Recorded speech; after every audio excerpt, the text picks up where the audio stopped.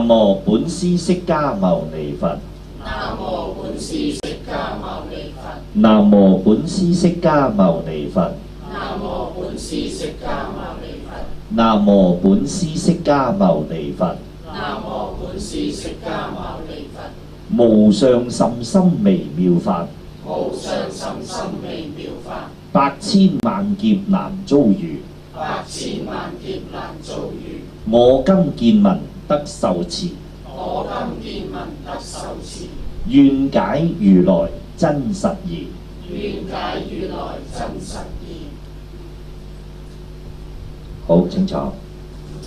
咁我哋就上次係講到咧叫安樂行品。安樂行品咧係啱講完嘅，係第14品安樂行品。咁咧主要就係復述一下啦嚇，如何佛陀喺《妙法蓮華經》裏邊咧去教導咧所有依《妙法蓮華經》修行嘅菩薩眾，或者自受用妙法蓮華，或者為令他受用，即係為眾生講解咧，佢應該要點樣去安住種種嘅菩薩嘅安穩快樂嘅修行之道呢？咁亦都呢，我哋其實喺未去之前呢，亦都係已經復述過噶啦嚇。咁今次呢，我亦都係講一講就係話繼續落去就係話佛就對文殊師利菩薩就係咁講，佢話呢，好似一個轉輪王啊，因為要降服好多不順嘅一啲，我哋講可能係一啲嘅暴民啊嚇，咁咧佢就會派好多啲將士咧去同佢哋打仗，咁啊將呢啲平咗亂之後咧，王就會好開心，就會賞賜好多咧田宅啊、城邑啊、種種嘅珍寶啊、象馬啊，一會獎俾呢啲有功之臣。但係皇帝上面呢個官上嘅明珠呢，就唔會隨便去賞賜俾人啊！點解啊？佢話嗱，佛亦都係咁講啦。佛曾喺呢個《妙法蓮華經》呢，佛就舉一個咁嘅例。佢話呢，如來啊喺呢個世間為同呢個魔王去戰鬥，一切諸賢聖呢個種種嘅將士去與共戰之，咁其有功者呢，心亦歡喜啦。所以如來呢，亦為呢啲修行人呢，説種種嘅法門，令到佢哋得禪定解脫無漏根力諸法之財，就好比呢一個國王嘅轉輪聖王呢，封好多呢啲城邑珍寶俾啲將士一樣。但係而不為説法華經，呢個法華經猶如皇上，即係呢個轉輪聖王呢，寶髻上邊嘅明珠唔妄與人不妄與人。今日與之，點解啊？因為呢個法如來亦復如是於三界中為大法王，以法教化一切眾生。見到種種嘅聖賢，譬如阿羅漢、辟支佛，乃至發生嘅菩薩眾，同五陰魔戰鬥、煩惱魔戰鬥、死魔等等共戰有大功分，能夠滅除三毒，能夠出三界破魔網，如來亦大歡喜。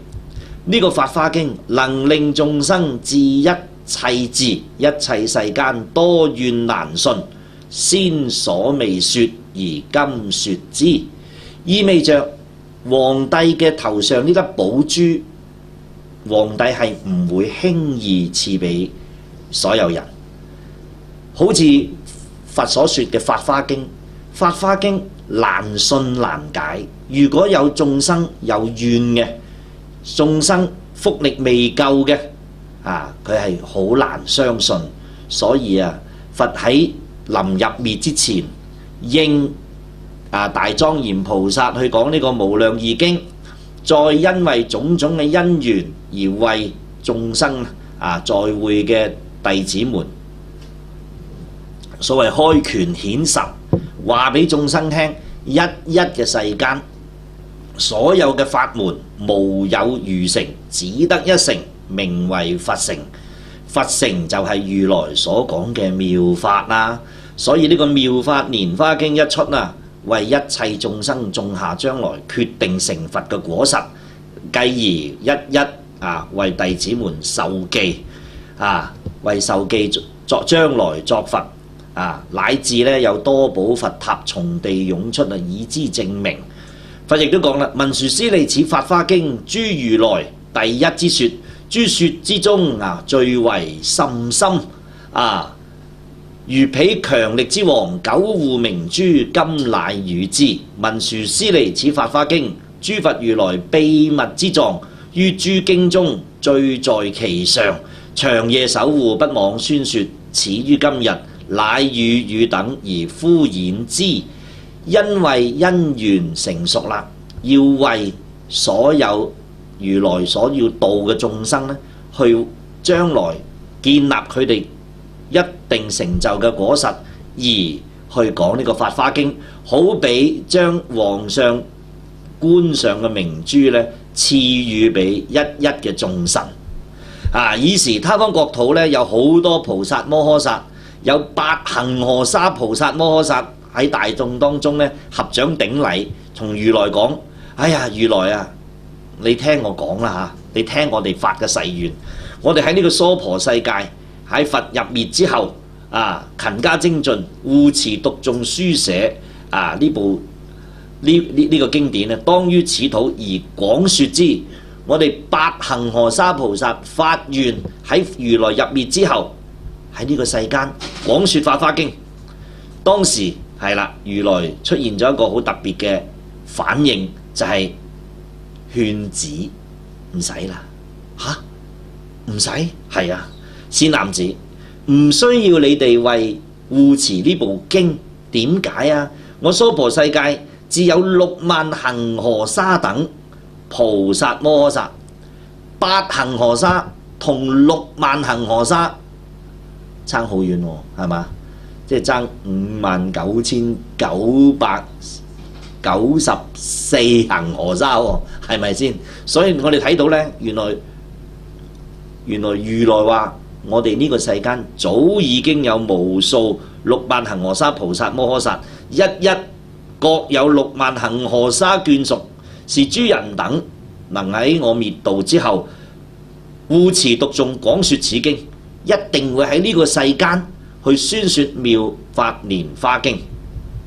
當時如來講完之後呢，講完呢番說話之後呢，娑婆世間3000大千世界嘅國土呢，地皆震裂啊！當然呢個震裂呢，喺化生嘅世界當中呢，就會睇到有好多唔係話災難嘅震裂啊，即係唔係話地震嗰種震裂，唔係，因為我哋喺化生嘅世界當中呢，有好多樣嘢呢係可以 overlap 嘅，即係重疊嘅重疊嘅。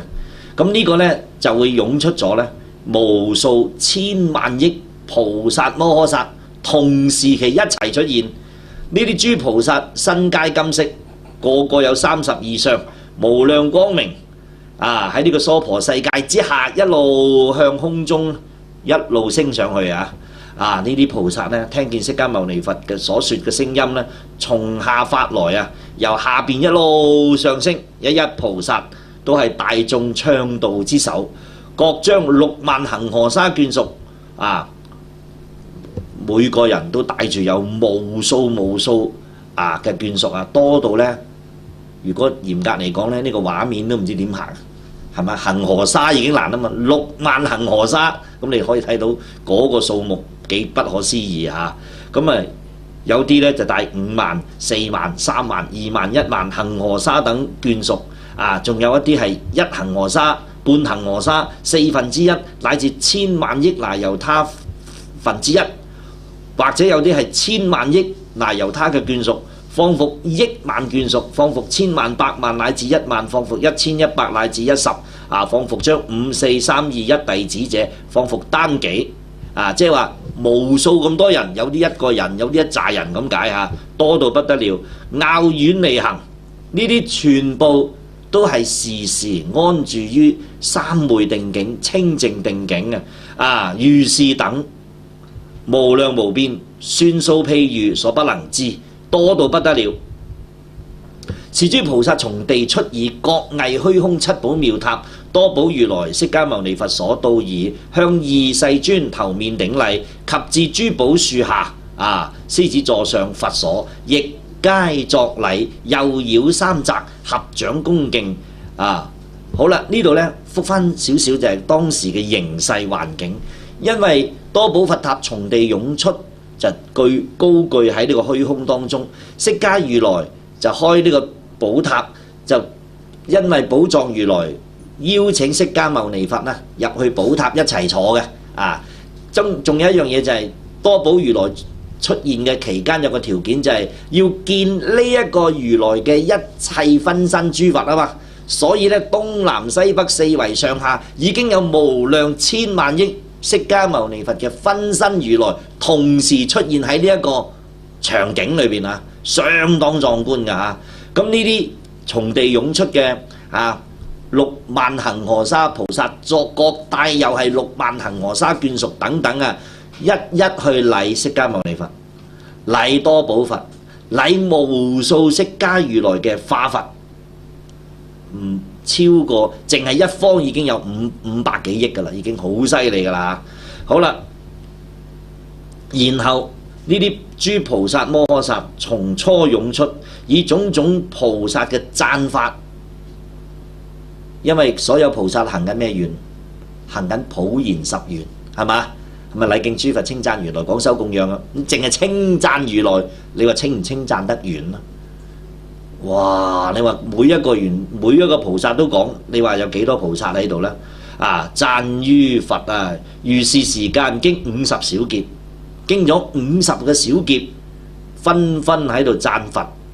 而是時釋迦牟尼佛默然而坐，及諸四眾亦皆默然50小劫。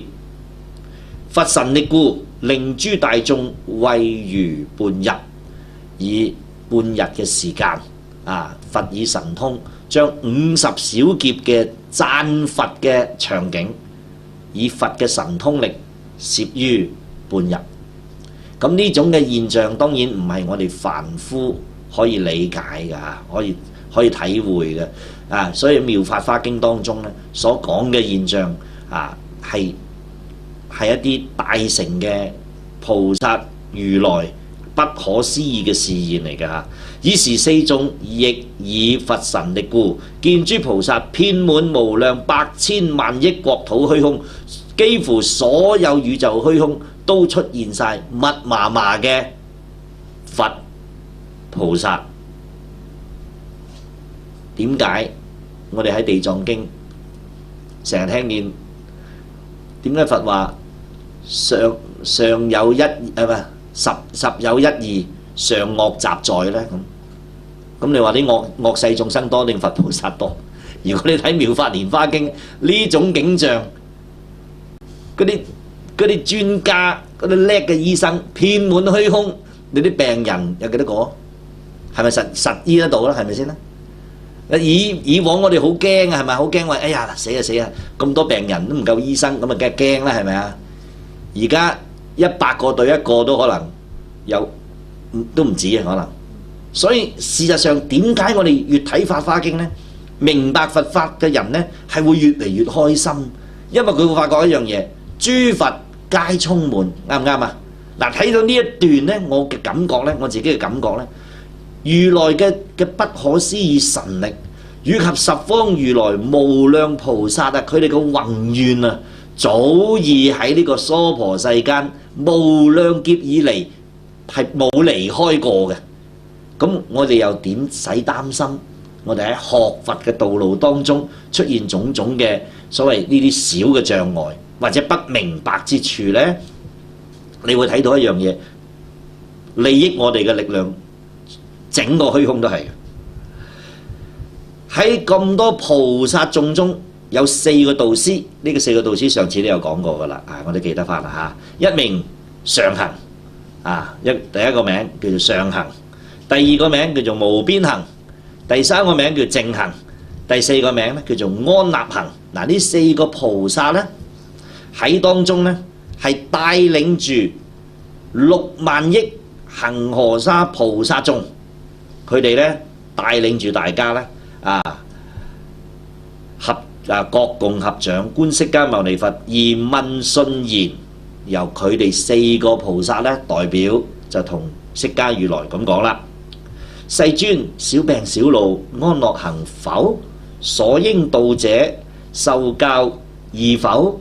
不令世尊生疲勞耶？呢啲咧我哋會睇到一樣嘢，就係無數嘅諸佛派遣一切嘅使者，即係大菩薩啦，去問訊一佛國一如來咧，幾乎都係用呢啲咁嘅言語噶啦。因為點解如來出現世做咩噶？度世啊嘛。咁你哋難唔難度啊？眾生易唔易教啊？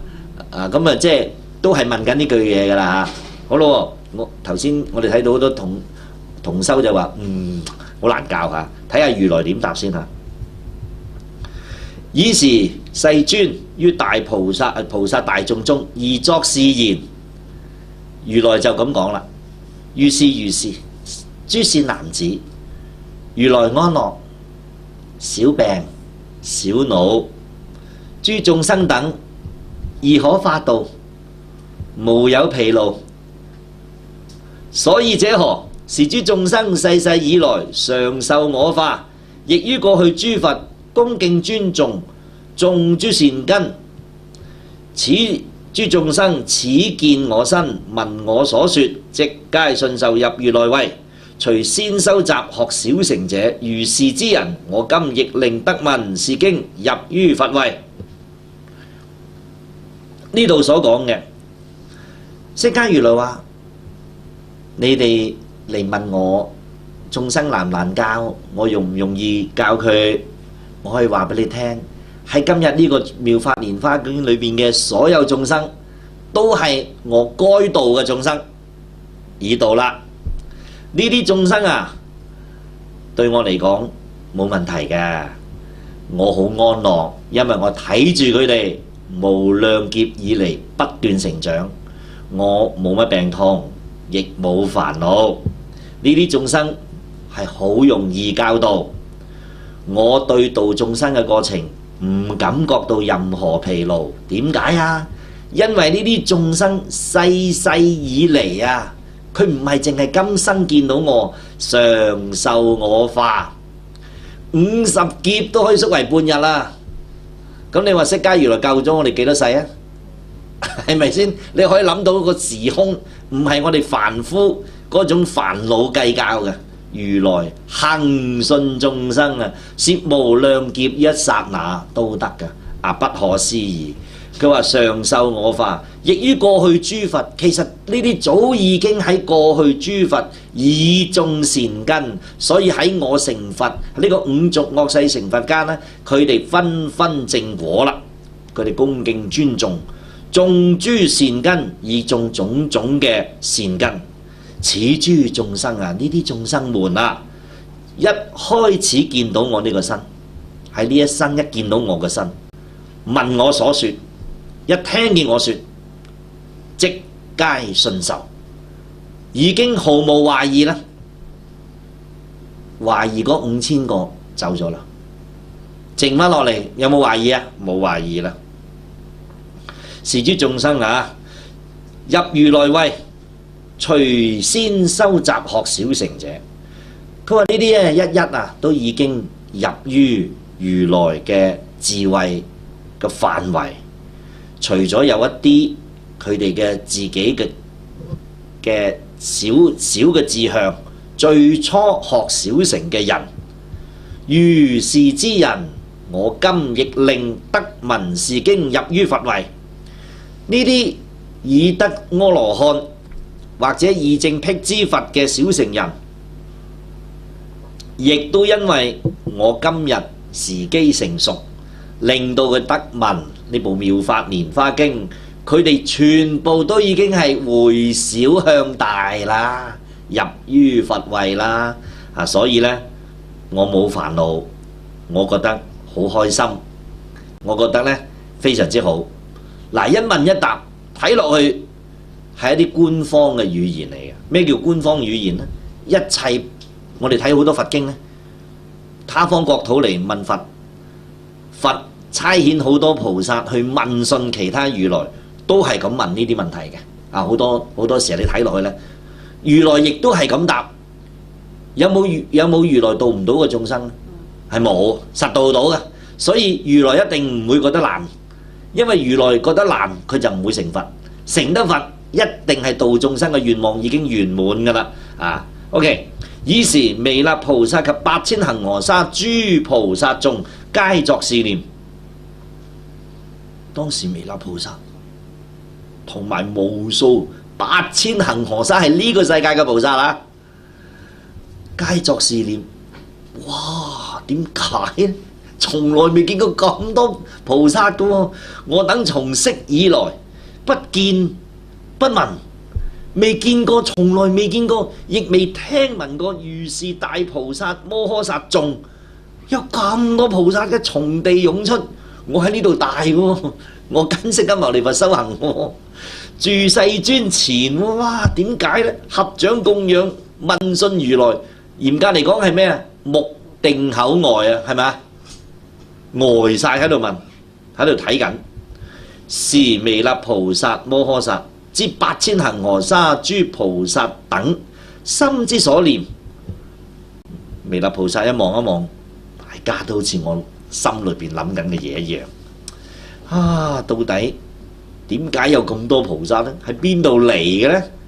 我唔點解我喺度咁耐我都未見過呢？未聽過世尊講過呢？啊！心之所念，並欲自決所疑。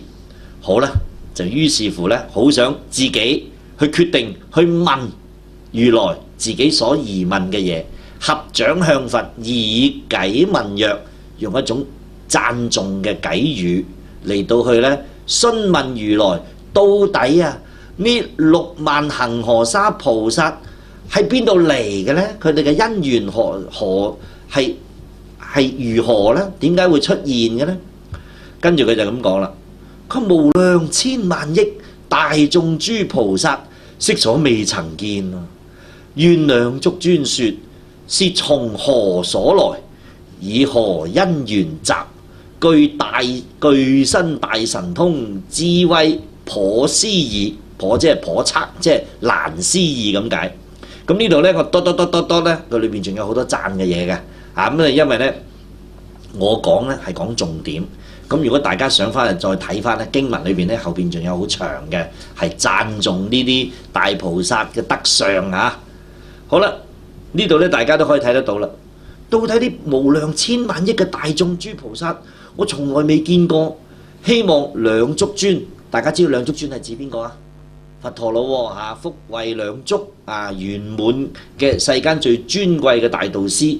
希望你啊為我哋解說，到底呢啲菩薩是從何所來，喺邊度嚟嘅呢？因乜嘢因緣會出現在虛空裏邊呢？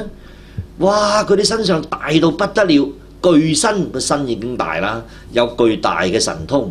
佢哋嘅智慧啊，哇！我冇辦法測度啊，冇辦法測度。是諸大威德精進菩薩眾，誰為其說法？呢啲咁大威德嘅精進菩薩，到底係邊一個如來、邊個菩薩去教化佢哋嘅呢？教化而成就呢？從誰初發心，稱揚何佛法？佢到底跟邊個如來學佛？跟邊個如來學法修行？佢最初係乜嘢嘅發心？稱揚何佛法？佢稱揚邊個如來嘅法呢？因為一菩薩一定係助佛轉法輪，助咩啊？原來無數個菩薩佢嘅應化身，應係一切世間，係一佛所，就轉動嗰個佛所個如來所教之法。嗱，留意下嚇，留意下，一定係咁嘅特點嘅。佢係助佛轉法輪，抱住觀音菩薩咁。佢嚟到呢個五濁惡世，一定係用釋迦牟尼佛嘅法嚟到去教化眾生，但係同時嘅一個使命就係宣揚彌陀淨土，接引眾生生於極樂，一定係咁嘅。所以佢兩者呢都係具足嘅。到底稱揚邊個如來嘅法呢？受持行誰經？佢到底受持啲咩法？佢行緊邊個如來所講嘅經典嘅真理呢？修習何佛道呢？學邊個法門呢？如是諸菩薩神通大智力，四方地震裂皆從中湧出喎。哇！咁犀利嘅，我從來未見過。世尊，世尊我昔來未曾見是事，從來未見過咁震撼、咁壯觀、咁多菩薩嘅。願説其所從，希望如來你為我哋去宣説，到底佢哋跟邊個如來嘅呢？其即係呢啲菩薩眾跟從邊一個佛家？國土之名號係邊一個佛國土啊？我常遊諸國，我時時奉如來之命遊遍無數嘅佛土。諸國即係佛國咁解。未曾見是眾，我喺一一佛國見一一菩薩。哇！我已經到無量佛國嚟到去行普賢願，所以禮敬諸佛，稱讚如來，廣修供養，懺悔業障。但係從來未見過呢班眾生喎，喺邊度嚟嘅呢？我於此眾中乃不識一人。咁我哋佛弟子見到面，有時去呢個道場，有時去嗰個道場，好似我哋去書展行一行，都見到師兄都認得你係嘛？認得邊個？認得邊個？以彌勒菩薩佢追隨如來，時時得到呢個無量佛國嚟到去親近如來見到無數嘅同修們、菩薩們，竟然間喺6萬恒河沙菩薩裏邊一個都唔識，係咪覺得好稀奇呢？真係好稀奇，乃不識一人喎。忽然從地出，呢班人係突然之間喺地度湧出嚟。點解啊？就有8恒河沙菩薩話要守護法華經啫嘛，佛話唔使，咁就湧咗咁多出嚟啦，係咪？係好得人驚嘅喎。願説其因緣，今此之大會，無量百千億，是諸菩薩等皆欲知此事。佢話希望如來你為我哋講講，到底點解有啲咁犀利嘅因緣呢？唔淨止我如來。今次大會之中有無量百千億所有諸菩薩都好似我一樣，完全唔知道前因後果嘅皆欲知此事，個個都好想知道呢件事。是諸菩薩眾本末之因緣，到底呢班從地湧出嘅6萬恒河沙菩薩，到底佢嘅本末因緣，意味着就係佢係幾時修行？邊個如來化佢？佢點樣成就？修咗幾耐？修咗幾多劫？點解喺今時今日呢個因緣會從地湧出呢？咁解本末之因緣，無量得世尊，唯願決眾疑。哎呀，釋迦如來你具有無量嘅功德，世尊希望你希望你為我哋所有眾人去解除呢啲疑問。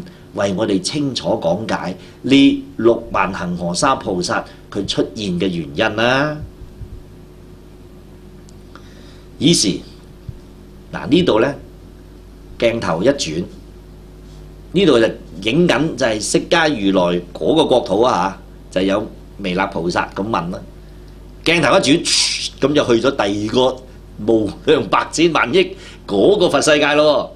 於是釋迦牟尼佛嘅分身諸佛有幾多東南西北淨係東方都500億啦，東南西北四圍上下，你話幾多啦？從無量千萬億他方國土來，在於8方諸寶樹下獅子座上結跏趺坐，其佛使者，所有化佛隔離嗰啲菩薩眾，各見是菩薩大眾，都同時嘅睇到喺呢個南閻浮提從地湧出咁多個6萬億恒河沙菩薩，各見是菩薩大眾，住於3000大千世界，四方從地湧出，住於虛空，各白其佛言：佢哋每一個如來身邊嘅菩薩都同樣去問嗰個如來，問佢哋嘅老師：世尊，此諸無量無邊阿僧祇菩薩大眾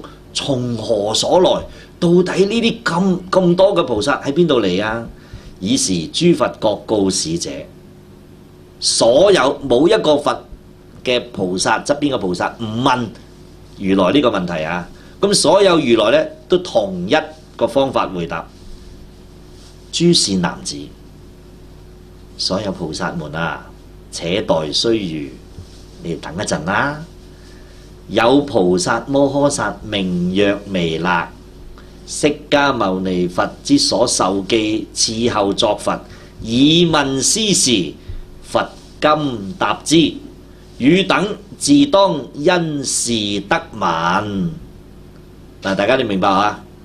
個場景呢，就已經係去咗無數咁多分鏡，所有如來都會同佢哋側邊嘅菩薩講：你哋唔使急。嗱，喺而家呢個五濁惡世釋迦牟尼佛喺講妙法經呢個如來呢，佢身邊有個受記咗下世即係再來生作佛嘅彌勒，已經問如來呢件事啦。而家釋迦牟尼佛準備講啦，你哋都會因為聽到釋迦牟尼佛呢個答案呢，而知道晒所有嘅前因後果。呢度呢睇經呢，如果你唔小心呢，你以為同一個空間呢，你就會好混亂啊！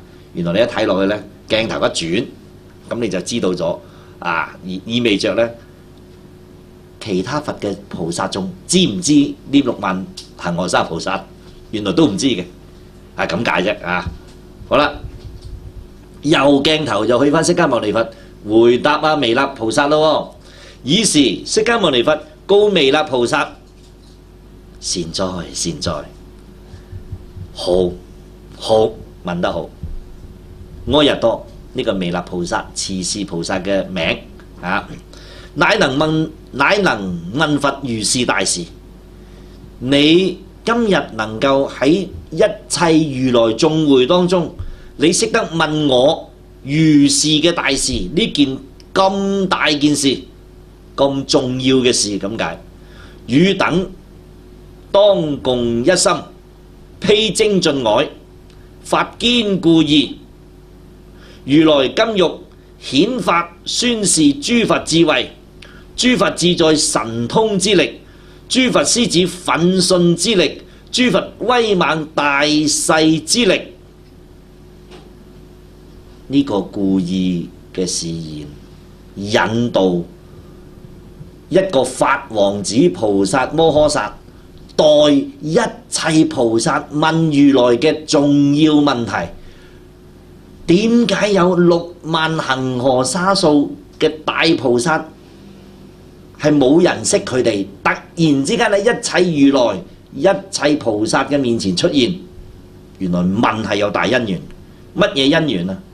就係講緊如來度生呢種方便力，如來嘅壽量不可計劫，如來嘅方便係不可計劫。呢度係展示出平日如來好少展示嘅如來大威德之力。佢話：你哋所有聽嘅朋友、聽嘅菩薩眾，唔好等閒去聽以下嘅呢番開示。你哋要共同一心聽住，好認真聽咁解。披精進鎧，聽完你準備要學呢一種行為咁解。留意下，佢未講之前特登要講咁多嘢喎。點解啊？好重要嘅喎，係你而家要做嘅咯，要學嘅咯。披精進鎧，發堅固意，要發起好堅固、好堅定、好穩固嘅意念，即係話肯定得嘅，冇唔得嘅。如來今日應你呢一問，準備顯即係顯現、顯示咁解。發即係發表、宣示、去宣告、展示一切諸佛嘅智慧。諸佛自在，神通之力，自在即係無染，但係精神通達過去、現在、將來，能夠改變一切環境，能夠教化一切眾生，能夠成就一切功德嘅力量。自在神通之力，仲有能夠展示諸佛獅子。獅子係代表咩啊？勇猛無畏。獅子係唔怕嘅，勇猛無畏，獸中之王。獅子一個咆哮，哇！醒悟無數嘅動物啊，代表咗咧獅王嘅勇猛。奮迅，奮即係精進勇猛，迅即迅速之力，快到點啊？一下就得噶啦，好勇猛。諸佛威猛，咩叫威猛啊？係將點樣講咧？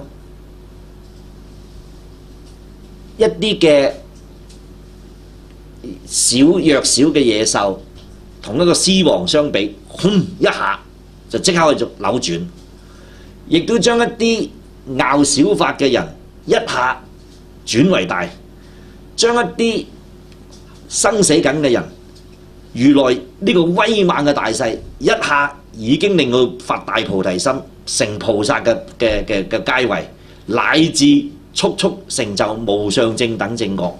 呢種嘅威猛大勢，種種度生之力。好啦，呢一段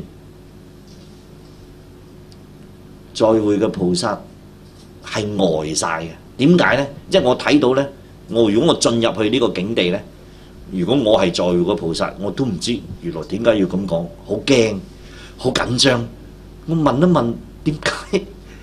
有8萬菩薩話幫手，你話唔使，跟住出咗咁多人嚟，咁多人都未見過，唔止我問喎，所有佛、所有菩薩都未見過呢啲人喎，跟住問如來，如來話你聽住，我而家為你解說，就講咗咁多樣嘢，嗰啲學生會點樣？目定口呆，唔知如來想講係乜嘢意思㗎，但係總之好認真，知道唔簡單啊！呢6萬恒河沙菩薩啊，佢嘅來處一定唔簡單，同如來嘅方便力一定係息息相關嘅。好啦，爾時世尊告彌勒菩薩，當時釋迦如來就同彌勒菩薩咁講：我今於此大眾宣告汝等，阿逸多是諸大菩薩摩薩無量無數阿僧祇從地湧出，汝等昔所未見者。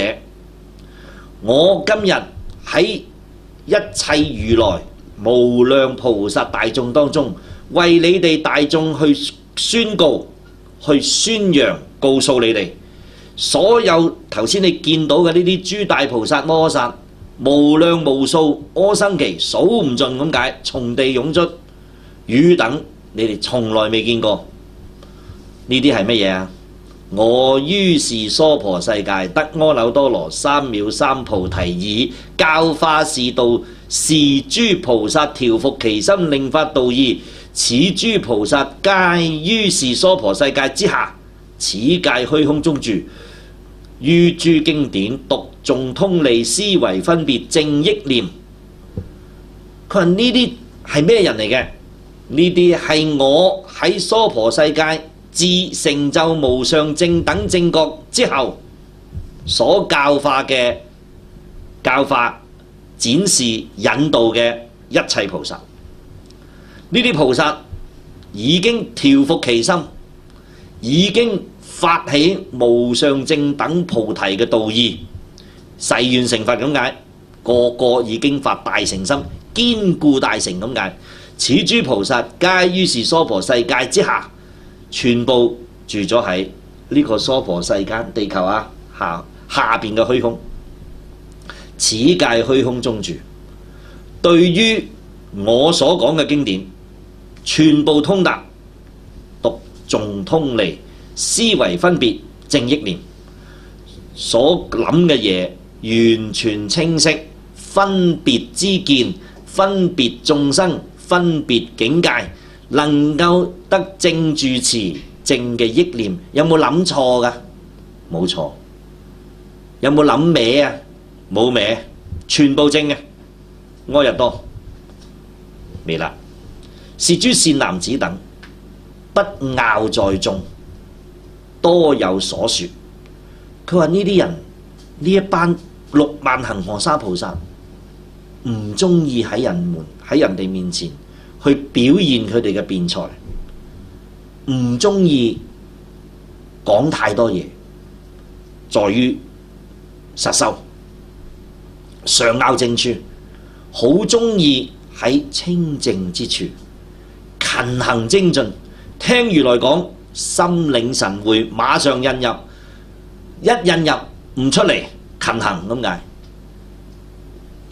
一聽法心於法當中，唔捨離嘅名為勤行精進，冇離開過，未曾休息，唔會話我唞陣先啦咁。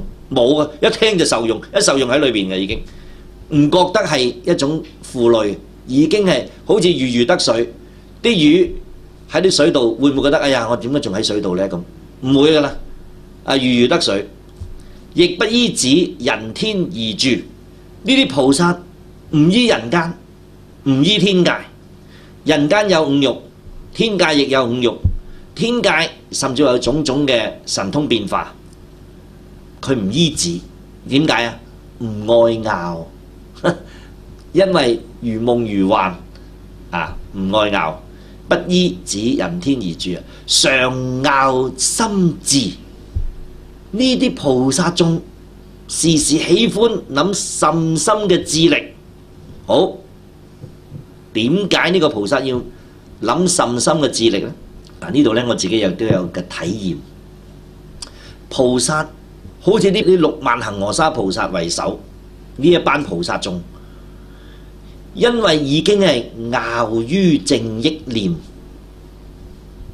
勤行精進，所有嘅智已經係安住，但係點解又要心樂呢？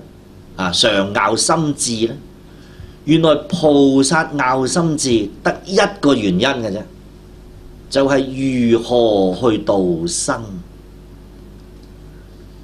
如果唔度生，有冇心智淺智嘅？冇，因為佢已經唔染噶啦嘛，係嘛？因為度生，所以就有方法，所以就有心嘅心智。原來係點樣去誘導眾生，由行錯嘅係邪見嘅，令到佢生正見。毀戒嘅，令到佢合於因果之法，隨順因果自然變化之法，能夠將來離苦得樂，妄執嘅得解脫，拗小乘嘅發大乘心，生邪見生掛礙煩惱嘅能夠離相想。呢啲心智全部因度生而顯現，因為深入法藏，無有障礙。有冇障礙佢？意味着有冇佢度唔到個眾生啊？冇啊，冇障礙㗎。亦常樂於諸佛之法，時時趨向如來究竟圓滿之法，睇一切如來因地嘅修行。我哋講話12部經當中嘅有本生啊、本事啊，呢啲就係講述如來過往生行菩薩道時就如何發菩提心啊，如何修行啊，如何行種種波羅蜜啊，如何發起慈悲喜捨無量之心啊，如何方便善巧啊，如何點樣去以眾願攝取莊嚴佛土，成就莊嚴佛身成就圓滿道生嘅呢種現象啊，呢啲就係諸佛之法。留意下，一聽下法藏比丘點攝呢個佛國土，哎呀，好精彩，好想聽，聽完就學。一聽下到底藥師琉璃光如來行菩薩道嘅12大願，哎呀，好正好正，哇！如果有啲病呢，我就咁樣去度，或者我又發願，或者我就識得介紹佢哋呢去念藥師琉璃光如來，與願相應，樂於諸佛之法，一心精進，求無上位，行住坐臥，常於諸佛法當中啊，冇離開過嘅，而且通達無有障礙嘅咁解。一噏彌勒菩薩聽，無數菩薩聽，好似咁圓滿嘅，但係我唔知你幾時到。釋迦如來你出家到而家都係40幾年啫，即係由你成佛到而家都係40幾年啫嘛。你説法係咪？我未見過呢班人，你講到佢哋咁圓滿，我都唔識佢嘅，咁產生呢種嚇。於是彌勒菩薩、摩訶薩及無數諸菩薩等在會嘅人聽完，越聽覺得越不可思議，咁圓滿嘅，我哋修行都成日錯係嘛？十大弟子、500羅漢、無數比丘，有好多菩薩。我哋睇到喺呢個維摩詰經裏邊講，修行人時時都會有做錯啦，係咪？你講到呢班咁圓滿，冇做錯嘅喎，全部入於佛位嘅咯喎，係嘛？所以咧，佢哋嘅心咧，好疑惑，無數諸菩薩等啊，心生疑惑，怪未曾有，覺得好奇怪，從來未有過咁奇怪嘅呢個遭遇啊！而作是念：云何世尊於小時間教化如是無量無邊阿僧祇諸大菩薩？仲要令住阿耨多羅三藐三菩提，得40幾年説法啫喎，老師，你點可以教到唔係6萬個，係6萬恒河沙，恒河沙6萬恒河沙裏面各有6萬恒河沙喎嘅眷屬喎，咁多人你點教啊？我點解一個都唔知嘅呢？咁啊，好奇怪啊！教法計唔到，數之不盡，咁多大菩薩，令到佢哋所有菩薩都唔拗小乘嘅喎，都係住喺大乘阿耨多羅三藐三菩提。點解啊？咁即白佛言，就開始好快就答口啦。老師，我有樣嘢唔明，真係唔明。世尊，如來為太子時，出於色宮，去騎耶城不遠，坐於道場，得成阿耨多羅三藐三菩提。從是以來，此過40餘年。佢話世間最尊貴嘅導師釋迦牟尼佛，如來你20幾歲嗰陣係太子呢？你離家出走，離開皇宮，去到騎耶城不遠，經過咗6年雪山苦修種種啦，終於坐道場啦咁啊又過咗10年，咁啊成於阿耨多羅三藐三菩提，終於得成無上正等正覺。咁啊自嗰陣時開始咧，從是以嚟成佛以嚟啊，此過40餘年，你就得40幾年啫嘛。咁我都跟住你啦，係咪先啦？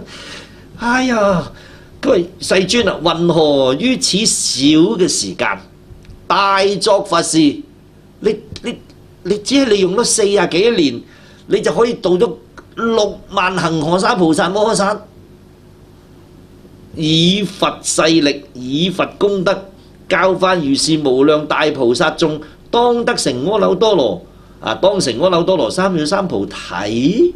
呢個問號打得好大喎嚇！即係你點做嘅咧？我真唔明喎，係好狐疑嘅疑問到不得了。好啦，咁睇下如來點答咯嚇。咁問正唔正常咧？正常啊，係咪？世尊，此大菩薩中，假使有人於千萬億劫，數不能盡不得其邊。斯等久遠以嚟，於無量無邊諸佛所植諸善根，成就菩薩道，常修梵行。佢話：世尊啊，我唔係唔信你啊，不過實在好難理解啊！呢班咁多個菩薩中，如果有人用1000萬億劫嘅時間俾佢逐個數，佢用1000萬億劫，佢數永遠都數唔盡啊，不得其邊，都睇唔到佢邊際。斯等久遠以嚟，呢班菩薩久遠以嚟，其實都已經於無量無邊諸佛所喺無數如來嘅國土裏邊植諸善根㗎啦。我睇佢哋唔係一生修行，我睇佢哋已經累劫多生多世已經得值無數如來，先有咁嘅神通，有咁嘅成就嘅，成就菩薩道，常修梵行。所以先可以時時安住三昧入於正定，安住如來所教嘅梵行當中。如來世尊如此之事，世所難信。你同我哋講，我哋真係冇辦法相信得到。點解呢？咁我唔係唔信你，不過我哋真係好難信。譬如有人色美髮黑。佢話呢個髮質頭髮好似有個人嗰個顏色呢好靚，滑捋捋咁，頭髮又黑烏卒卒咁年25歲睇落去呢25歲，指100歲人，同你講呢個成100歲嗰個我仔，係我仔，呢個我仔，你20歲爭我100幾歲個仔咁，佢指100歲人，現是我子。其100歲人，亦指少年，現是我父。係佢係我阿爸嚟嘅。生育我等，點信呢？即係個意思就係戰戰兢兢。一個細路仔指住個老人家，話呢個我仔嚟嘅。個老人家指住個細路，係嗰個我阿爸。點信呢？咁解下。個佛亦如是，得道以嚟。得道以來你成佛以嚟，其實未久，其實得個40幾年啫。而此大眾諸菩薩等，已於無量千萬億劫，為佛道故勤行精進，善入出住無量百千萬億三昧，得大神通，久修梵行，善能次第集諸善法，巧於問答，人中之寶。一切世間甚為稀有。好啦，佢話佛你成佛以嚟，其實得幾十年，但係而家呢一班所有出現嘅6萬恒河沙菩薩中，其實咧睇佢，你已經知道無量千萬億劫咧，已經係修行緊，精進無比。所以你睇下佢哋，哇，左穿右插，哇，能夠。你睇到佢嘅威德力能夠得住即係入於咁解，無量百千萬億三昧。記唔記得我哋曾經講過咩叫三昧三昧就 Samadhi 正定，無量百千萬億意思就係話，透過無量百千萬億嘅方法，可以令到我哋嘅智慧、我哋嘅知覺由煩亂入於正定咁解。我透過念佛，咁咪念佛三昧咯。我透過由聞思修金剛三昧咯，我離棄一切對變，冇大冇小冇方冇圓冇出冇入冇生冇滅，唔做一啲對變嘅叫無爭三昧咯。咁宇宙虛空原來行路都可以三昧，食飯都可以三昧，飲水都可以三昧。喺當中我透過呢樣嘢達到唔染，呢個就俾個名佢咁解嘅啫。咁呢啲咁嘅菩薩，佢做乜都可以入三昧嘅咯，乜嘢都難唔到佢嘅。佢入三昧好似真係好似呼吸咁嘅喎。佢話嚟就嚟嘅咯。咁神通咁方便嘅人，得大神通，種種嘅善巧，種種嘅神通，呢啲久修梵行嚟嘅咯，已經係全部，已經唔係話今生修行，善能次第，仲識得因機逗教。能夠引領眾生善習次第，即係逐步嚟。舉個例，佢對住凡夫就講凡夫人天成嘅咯。五戒佢講得鬼咁頭頭是道。二乘佢同你講呢，哇！你哋執外道嘅，同你逐個妄念，逐個解。你大猛利嘅咧，一督就破。咁你菩薩小發心嗰啲人就一日發大心，跟住染嘅咧就令到你唔染。次第收集。或者係演習諸善法，巧於問答。你問乜都難唔到佢嘅，佢好善巧就可以答晒一切法。人中之寶啊，人間最寶貴嘅呢啲菩薩寶嚟嘅喎，一切世間甚為稀有。哇！呢啲菩薩仲大到不得了。今日世尊方云，得佛道時，初令發心，教化示道，令向阿耨多羅三藐三菩提。但係今日世尊，你頭先講你話你一成佛就教佢哋發心啊嘛？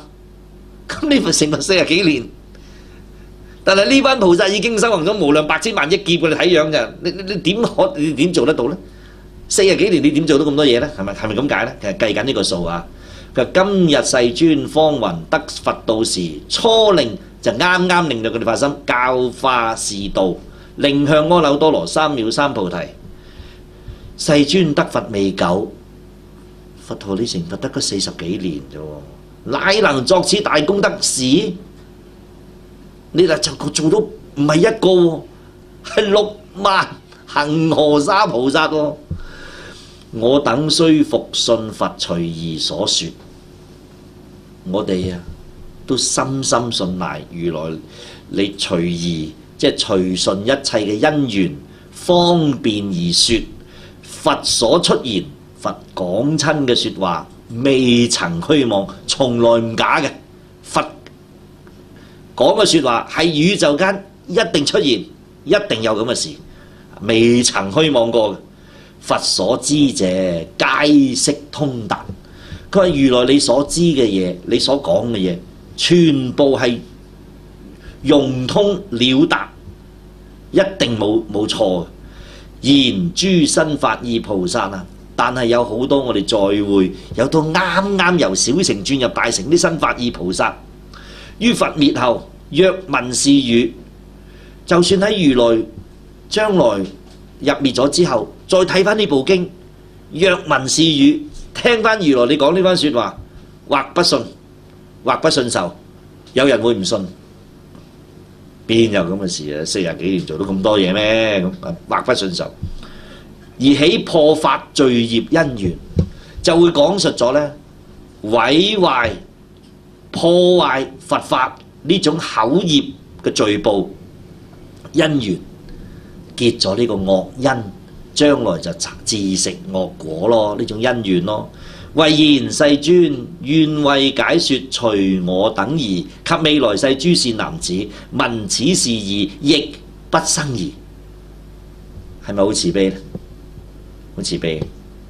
咁啊，彌勒菩薩話：希望世間最尊貴嘅導師釋迦牟尼佛，你願你為我哋所有菩薩眾解説，令到我哋除去所有嘅疑問。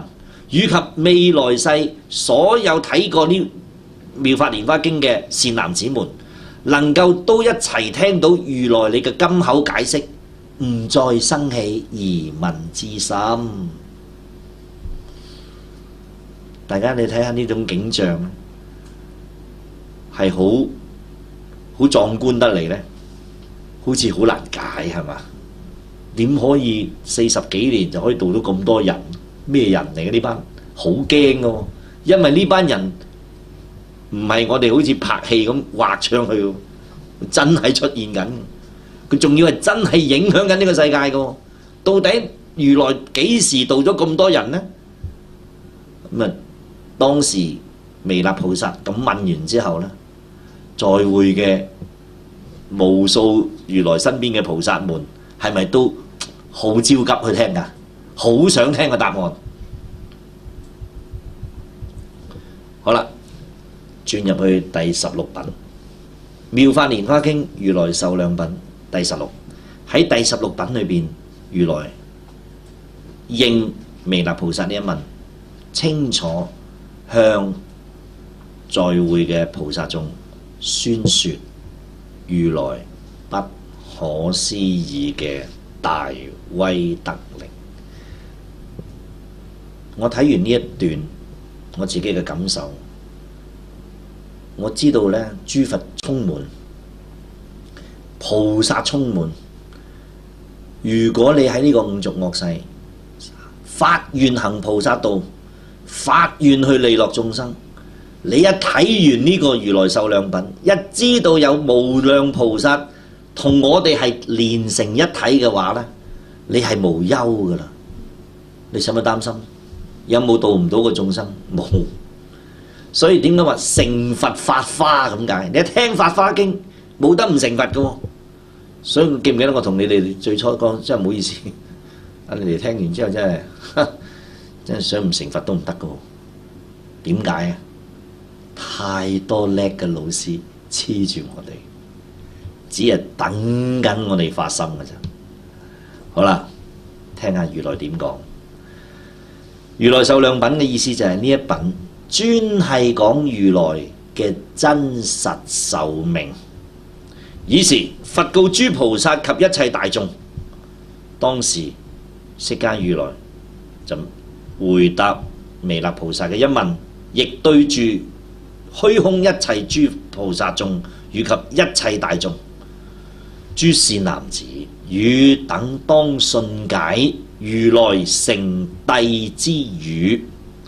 佢話你哋應該要相信，清晰了解如來所講嘅說話都係真實真誠，諦即係真咁解，真諦啊，誠諦即係真誠之語咁解，唔假嘅。你要記住，如來唔會呃你哋，如來唔會講虛假之言咁解。復告大眾，汝等當信解如來誠諦之語。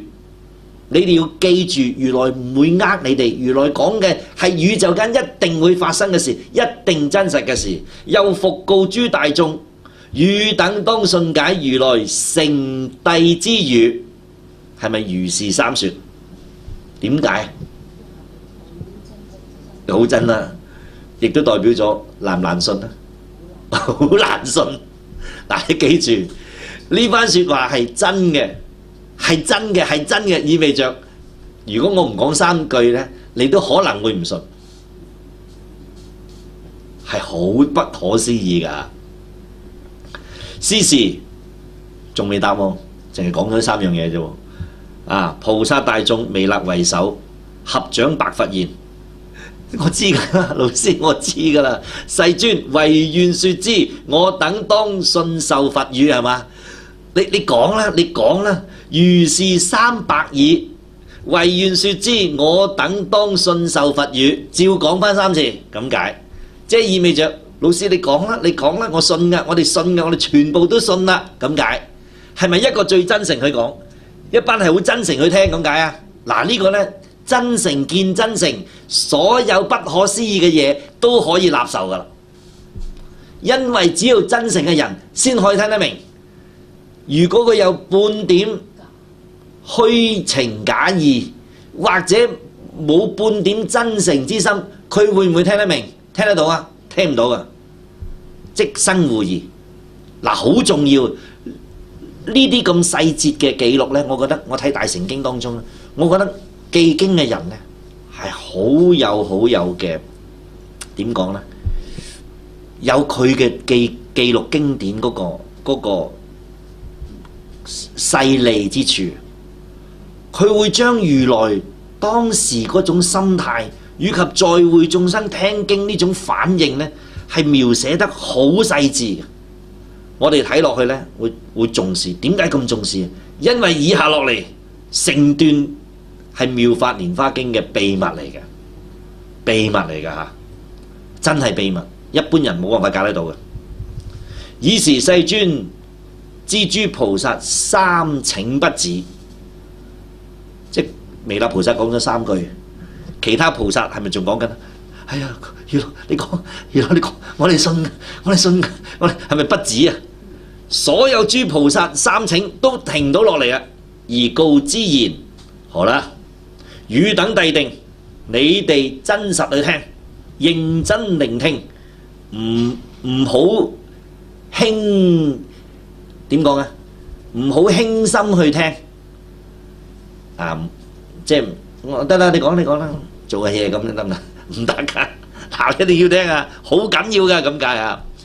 如來秘密神通之力，一切世間天人及阿修羅，皆為今釋迦牟尼佛出息事功，去騎耶城不遠，在於道場得阿耨多羅三藐三菩提。佢話今日喺呢個靈鷲山，所有大眾，一切天界嘅人、人間嘅人、阿修羅，包括你哋在會咁多菩薩眾，皆為都講我今日釋迦牟尼佛，自從我20幾歲離開皇宮去騎耶城不遠，於是乎喺30歲成佛，得阿耨多羅三藐三菩提。係咪咁樣？你以為我嗰陣時成佛係咪呢？個個都認為係啊嘛。然善男子，然即係話其實啊，咁解。然而啊，其實啊，善男子，各位修行人，我實成佛以來，無量無邊，百千萬億那由他劫。你唔好俾我呢個樣，呢個樣係示現俾你睇。你知唔知我實在成咗佛幾耐啊？我實成佛以來，無量無邊，百千萬億那由他劫，數之不盡，無邊無盡嘅劫限，百千萬億那由他劫噶啦。我唔係呢一生成佛，呢一生只係示現俾你睇成佛。譬如500千萬億那由他阿僧祇3000大千世界，假使有人末為微塵，佢話就算我哋舉一個例，500千萬億係個數，那由他數之不盡，阿僧祇不可量咁解。3000大千世界，即係千億嘅銀河系。假若有人全部將佢整碎晒，變為微塵，過於東方500千萬億那由他阿僧祇國，一路將呢啲塵啊，過於東方，一路向住東方500千萬億那由他阿僧祇國，乃下一層，經過咗500千萬億那由他阿僧祇國，再擠粒塵，如是東行，一路向東行，盡是微塵。即係每過500千萬億那由他阿僧祇國放一粒塵喎，向東邊行，然後將500千萬億那由他阿僧祇劫3000大千世界雖為微塵，嗰啲微塵一粒一粒擠滿晒，呢啲微塵擠晒，有冇可能啊？簡直冇可能啊！盡是微，諸善男子，於意云何是諸世界可得思維教計知其數否？你可唔可以數得出咁多粒微塵所包含嘅咁多嘅諸佛國土？你可唔可以計較佢當中有幾多數目啊？500千萬億那由他阿僧祇國先至落一粒塵喎，跟住你將唔好話咁多，你淨係將淺水灣咁多粒沙，你每隔10個國家擠一粒，10個國家擠一粒，咁你嚟啊，好唔好啊？你擠滿晒俾我睇下，你知唔知有幾多個國家？所以根本係不可舉例嘅呢啲啊，噏出嚟都噏到口都打結，諗都諗到傻，諗唔盡噶啦，你諗點諗得到啫？係咪先啊？佛點解要咁舉例？知唔知道個數目啊？唔知。聽下如來點舉例啊？彌勒菩薩等俱白佛言：哇！彌勒菩薩聽完之後，世尊，是諸世界無量無邊，非算數所知，亦非心力所及。一切聲聞辟支佛以無漏智，不能思維，知其限數。我等住阿惟越致，於是中亦所不達。佢話：世尊，你講到咁嘅比例，你問我哋個世界有幾多喎？無量無邊，唔係數目可以寫得出嚟㗎啦，已經，亦都唔係心力可以諗到。就算與世間所有一切聲聞辟支佛用無漏嘅智都唔能夠思維知其限數。我等住呢一個叫做後補佛為阿惟越致，於事中即係話一生補處菩薩喺呢件事當中亦所不達，我都唔知嘅。世尊，如是諸世界只可以講四個字：無量無邊，無量無邊，得啦。以是佛告大眾大菩薩眾：諸善男子，今當分明宣與汝等。我今日一定會當，即係當會分別明白地宣揚告訴你們，是諸世界若着微塵及不着者，盡以為塵。佢呢啲世界掂到塵或者唔掂微塵，將佢全部變成塵。嗱，無數咁多世界嚇，無數世界都全部變晒塵，一塵一劫，一個塵一個劫。我成佛以來，復過於此百千萬億那由他阿僧祇劫。如果有咁嘅劫限嘅話，我成佛以嚟，早於咁多過於此百千萬億那由他阿僧祇劫，意味着用時空可唔可以衡量呢？衡量唔到啦。用世界可唔可以衡量如來幾時成佛呢？衡量唔到。自從是來，喺嗰陣時開始，即係計唔到咁多劫限開始啊！我常在此娑婆世界說法教化，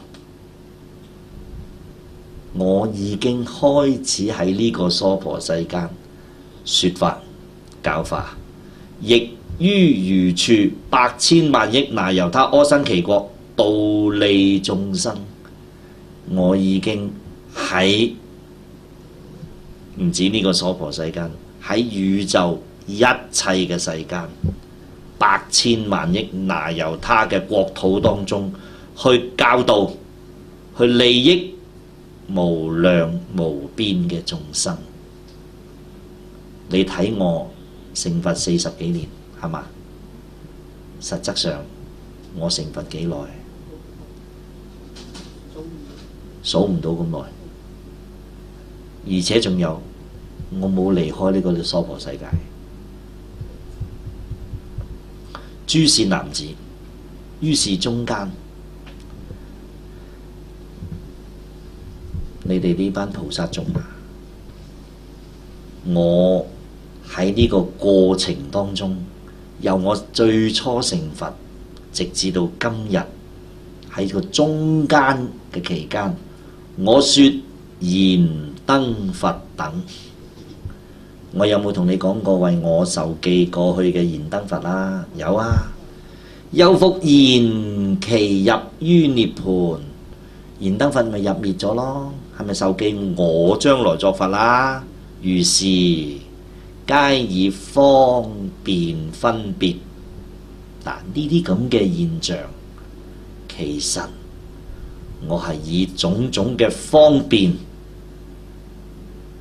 一陣解釋點解要做呢個方便，遷就你哋咁解。分別就係有燃燈佛，有我釋迦牟尼佛。分別有兩個佛啊。點解要有兩個佛呢？就叫做方便遷就我哋呢。OK， 一陣間解點解方便。諸善男子，若有眾生來至我所，佢話所有眾生嚟到我嘅國土，我以佛眼觀其信等。我以佛眼，佛有五眼，喺《金剛經》講啊。佛有天眼嗎？有天眼。佛有肉眼嗎？有肉眼。佛有慧眼嗎？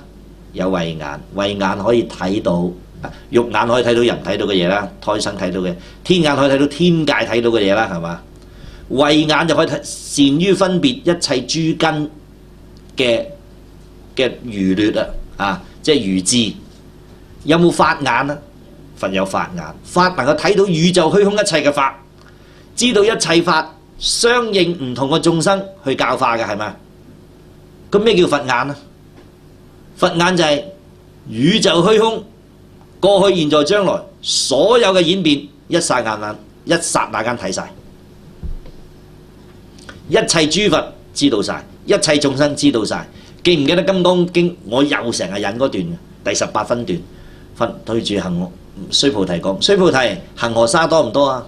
多，每一粒沙係一條恒河，加埋晒咁多恒河沙粒數目嘅佛世界裏邊嘅每一個眾生諗緊乜？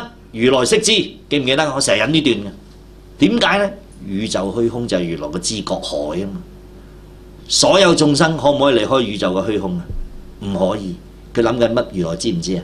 知。呢啲係咪心嚟㗎？我過去嘅心，今日嘅心，聽日嘅心，呢個係過去心，今日心，聽日心。如來話：如來說諸心皆為非心啊！明唔明啊？是名為心，佢咪當咗個心，佢心住咗喺嗰度啊嘛。如來喺一個虛空度啊嘛，所以遍知宇宙虛空一切真相。所以以佛眼觀故，睇到晒一切眾生嘅過去、現在、將來，觀其信等，睇下佢信如來嗰個心有幾真。世間人信佛嘅人多唔多？真心認識佛而相信佛嘅人多唔多？咁我哋就知道啦。係咪觀其信等啊？係咪啊？你係咪信啊？我信啊！好嘅，你出個走晒，唔該晒，係咪？保佑我嗱，記得保佑我嚇。咁咯，觀其信等，諸根利鈍，睇到佢哋嘅根基到底係利啊猛利咁嘅，鈍啊即係愚蠢啦、愚痴嘅咧。隨所應道，處處自説，因為我睇到佢哋嘅根基，隨住佢哋所應該導引嘅因緣，我處處就會講名字不同，年紀大小。有啲如來得80歲命，係嘛？釋迦牟尼佛。有啲如來幾百萬億劫。阿彌陀佛無量劫，係嘛？無量光無量壽。因為眾生唔同，我處處自説名字不同，係咪咩乜乜佛乜乜佛？我有時説我是此佛，我是他佛，我是彼佛。年齡大小，劫限又長又短，啱唔啱啊？亦復現言，又會同佢哋講喎，當入涅槃。我拜拜啦，完㗎啦，我完㗎啦嚇。又以種種方面，又種種嘅善巧引導，説微妙法，能令眾生發歡喜心，能令眾生聽到如來所説，哇，好開心，好好嘅法門，哎呀，令到佢哋咧成就種種嘅大成嘅宏願啊，度生嘅能力啊，發種種歡喜心。諸善男子，如來見諸眾生樂於小法，如來見到有眾生只係樂一個解脫法、離生死法，德薄，福德好薄，夠重，救慧好重，免咗啲救慧就算咯，德唔夠厚，做唔到大事。為是人說，我小出家，我少出家，應該講我年少出家，得阿耨多羅三藐三菩提。我見到有喺呢個五濁惡世嘅人，佢哋中意嘅，好似最初五比丘、目犍連、須菩提，好多人都係外道，或者都係已經出咗家，跟佛學，佢哋得嘅目的係咩啊？小法咯，係咪解脫啦？樂於小法啊嘛，個德唔夠厚，未發菩提心。未直中得本，舊慧重，嗰啲煩惱掛礙係咪黐住佢啊？於是乎我就為佢哋講，我好細個出家，就得咗阿耨多羅三藐三菩提。其實我實成佛以來，久遠藥師。其實我早已頭先我舉呢個例，無限無量無量無量無量劫前，我早已成佛啦。久遠藥師，久遠好似我頭先舉例呢個舉例，但以方便，以種種嘅方便力教化眾生，令入佛道，作如是說。只係用種種嘅方便教化眾生，令到佢哋點啊？小法嘅人捨小嘅心入大乘，你入咗大乘，你就知道如來嘅不思議變化。咁啊，令入佛道，作如是說啦。諸善男子，如來所演經典，皆為度脫眾生。頭先我已經講，如來會唔會為自己而修行？會唔會為自己求解脫？會唔會為自己去接受個佛土成就佛身？全部唔會，因為點解？如來知一切皆是幻，無一物是真，點會再追呢啲境界呢？所以如來所講嘅所有經典，所演繹嘅經典，皆為度脫眾生，全部為度生而展示出嚟。或說己身，或說他身，或是己身，或是他身，或是己事，或是他事，諸所言說，皆實不虛。有時話呢個菩薩修行，有時話呢個如來修行，有時話呢個菩薩發咗啲咩願，有時成就乜嘢佛國，去展示出唔同嘅身相、唔同嘅法門，目的係乜嘢？去展示出度生嘅現象而已，皆實不虛，全部都係真真實實，冇虛假。冇虛假嘅意思係咩？真係宇宙間有咁嘅變化，真係宇宙間有咁嘅結果演變，真係能夠度一切眾生，實不虛。所以者何？如來如實之見，三界之上。如來係喺宇宙寂靜嘅法體，照破三世假象，係實知嘅。因為所有相、所有嘅現象，皆是幻化。有冇真實嘅生死？冇真實生死。若退若出，亦無在世及滅度者，非實非虛，非如非異，不如三界啊！見於三界，如斯之事，如來明見，無有錯謬。呢度印應翻如來嘅實智般若，對比翻行無量義經，我哋講過無量義，無量義從一發生。叫做無相，係嘛？即係話菩薩一早已經知道凡所有相係咩嚟㗎？虛妄。咁釋迦牟尼佛40幾歲呢個身係咪虛妄啊？咁無量劫以嚟成咗咁多佛嘅身係咪虛妄啊？咁虛空本來不動，虛空係咪出現過咁多景象啊？虛空都冇喐過。係咪如來永遠喺度？嗱，我同你傾緊偈，如來都喺度嘅。不過我哋喺染咗喺當中，咪計較過去、現在、將來咯。呢度所講，如來如實之見，三界之上，三界欲界、色界、無色界，有冇真實嘅生死啊？幻化。我話我要退，我要出。若退若出，我入滅咯，我出三界咯，亦無在世，有冇退出之上？有冇在世之上？有冇滅度之上？非實，真實嘅，咁你咪有個真實相咯；假嘅，咪有個假嘅相咯。非真實，嘅想，非虛妄嘅想。凡所有真實嘅對比都係妄念而生，非如並非如如不動，非義變異咁解，意味着如來所講嘅如啊、義啊、實啊、虛啊，係對住執幻撞真嘅人去講緊，令佢哋離幻嘅法門而已。不如三界，見於三界。不如三界，見於三界，即係話我不住三界，如者即係等於咁解。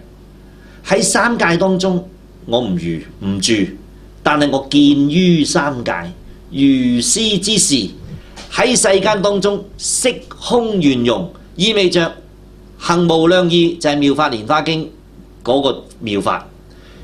如來話：你而家見到我呢個樣係願力應化，我成佛以來，其實好似係個宇宙虛空咁，本不生滅。嗱，呢度呢，由事相當中，我舉翻一個例，大家就可以更加清楚。如果唔舉呢個例，你聽落去有所迷悶。譬如病目見空中花，空中花，哎呀，有黃色、白色、橙色、綠色，空中有冇花？因為我眼疾見空中花。黃花代表某某如來，綠花代表某某佛，呢度代表某某眾生，呢度代表某某世界，呢度代表某某修行，呢度代表某某真，呢度代表某某假，呢度代表某某嘢。如來早已無染三世嘅假象，顯現真實清淨嘅知覺。喺當中，因為眾生染着，所以有計較，所以就為佢說非真、非假、非住、非滅，有呢啲咁嘅說話。因為眾生染着呢個眼疾，而有議論呢啲花嘅前後，呢個如來先，呢個如來後，呢個佛國先，呢個佛國多。俾呢啲相狀去迷惑咁解。佢話如來明見，無有錯謬。如來喺各海當中常寂不動，遍照三世嘅假象，知道一切嘅幻化，以諸眾生有種種性。因為見到眾生迷戀呢個因眼疾見種種境界，黃花好啊，白花好啊，橙花好啊，綠花好啊，有種種性，有種種嘅愛欲，有種種嘅行為，有種種嘅憶想分別故，欲令生諸善根，以若干因緣，譬如言辭種種說法，所作佛事未曾暫廢。佢話我為咗要恆順執假當真嘅凡夫，喺生死道路當中有種種嘅愛欲，有種種嘅行為，有種種嘅憶想，有種種嘅分別。我想佢喺當中撇除咗好多惡業，因為惡業能夠障聖道，能夠好多逆緣啊困擾佢哋，嚟到佢離開苦難，所以同佢講因果法，能夠積長善根，能夠近大嘅福力，近供佛啊、禮僧啊，諸如此類，廣種福田啊，能夠得值諸佛，直中得本，智慧明現，開始照破假象。嗱，為咗咁嘅原因，用種種嘅因緣法、譬如法、言辭即係説話，種種嘅教育、種種嘅教法，我自最初成佛至今日所作佛事，未曾暫廢，未曾荒廢過一日。有宇宙虛空，有眾生，係咪虛空界盡，眾生界盡，眾生業盡？普賢嘅行願無有窮盡，念念相續無有間斷，身語意業無有疲厭，係咪？點解我哋明白點解普賢行願能夠成就我哋如來無盡功德啊？呢種就係如來嘅功德，係力嚟嘅。因為有力先可以改變眾生，冇力改變唔到眾生。呢啲力係點樣分收啊？法院分收嘅，真定假㗎？假，叫入不思議解脫境界。但係點樣先至能夠明呢？妙法蓮華經嗰陣你就明啦，即係喺當中將色同空兩者圓融一體喎，咁解喎。如是我成佛以來，甚大久遠，壽命無量，阿僧祇劫常住不滅，亦合翻《金剛經》所講，若見諸相非相，係咪真係見如來啊？如來係咪不生不滅㗎？不垢不淨啊，不增不減，是故空中無色，無受想行識，染着塵勞嘅計較嘅，即名凡夫。就背覺合塵咪凡夫咯，背塵合覺啦，諸佛咯，諸佛有冇名㗎？你叫咩名咧？咁你成佛嗰陣同釋迦牟尼佛有冇分別啊？嗱，故意咁問嘅喎，係咪心佛與眾生是三無差別？係咪啊？無差別係咪咁嘅？你一覺悟就如來啦，唔覺悟咪就凡夫啦。凡夫咪計較啊，你啊我啊長啊久啊多啊少啊。嗱，留意下呢種係不思議事，係妙法蓮華經呢度係講緊如來嘅壽量就係虛空。你可唔可以計個虛空？點解話經500億攞一層，再經500億國又再攞一層？你任你噏啊！你噏得到嘅嘢，個虛空都包住你噶嘛？係咪我實成佛以來久遠劫來啊？個虛空係不動噶嘛？虛空係不生不滅噶嘛？你噏得出嚟嘅嘢都喺個虛空包住噶嘛？啱唔啱？所以如來有冇講錯啊？冇錯，最真實嘅説話。佢話我常於呢個娑婆世間，咁虛空係咪？娑婆世間有冇離開過虛空？唔止喎，仲喺虛空嘅其他國土。係廣作佛事喎，一身能現億萬身喎，一身能現一佛國，一佛身，能夠令一切眾生同證佛身喎，咁解喎。嗱，呢啲呢，嚴格嚟講呢，係喺個色像世間裏邊，事法界圓融無礙，理法界顯現清淨真實平等。如來係咪早已安立？跟住問你，一個釋迦如來再會嘅咁多東方500億佛啊，東南西北四維上下無量百千萬億諸佛，係咪佢哋嘅精神狀態都一樣㗎？不過你叫佢咩名咁解啫？咁點解？因為呢個佛要度嗰班人，咁咪叫嗰個名咯。呢個佛要度呢班人，咪叫呢個名咯。嗰個度嗰班人叫嗰個名。其實呢啲佛嘅名對如來嚟講唔緊要嘅喎，係為度生而有嘅咗呢個名，所以皆屬幻化，猶如幻師度諸幻眾。我哋合翻，我哋講佛法面貌呢，其實點解我話我講嘅佛法面貌，有人講哎呀你哋講得咁淺嘅咁，初機啱聽，唔係好深。我佛法面貌係合妙法蓮華經、合楞嚴經、合金剛經，最深最深最深最深嗰度都通大㗎，因為冇深淺啊嘛。當你一明就明，你唔明就點講都唔明。所以呢度所講如來嘅不思議事、奮迅之事、大神通之事係咩？超越一切時空，超越一切生死，超越一切眾生，喺當中能夠盡演空花佛事。佢話我如來嘅壽命無量無邊，阿僧祇劫常住不滅。乜嘢可以常住不滅啊？虛空。仲有我哋每一個人本有不動嘅清淨之覺。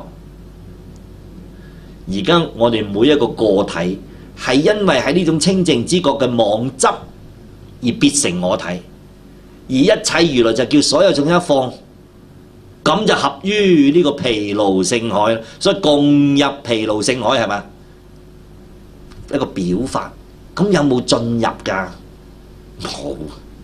不過話俾你聽，你唔執就顯現疲勞性海啦，咁解。咁疲勞性海係咩？一切諸佛嘅法體，法體係不生不滅㗎嘛，咪宇宙個虛空咯。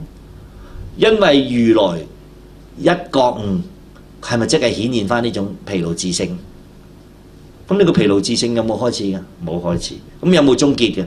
亦無終結，常住不滅。係咪《金剛經》裏邊所講？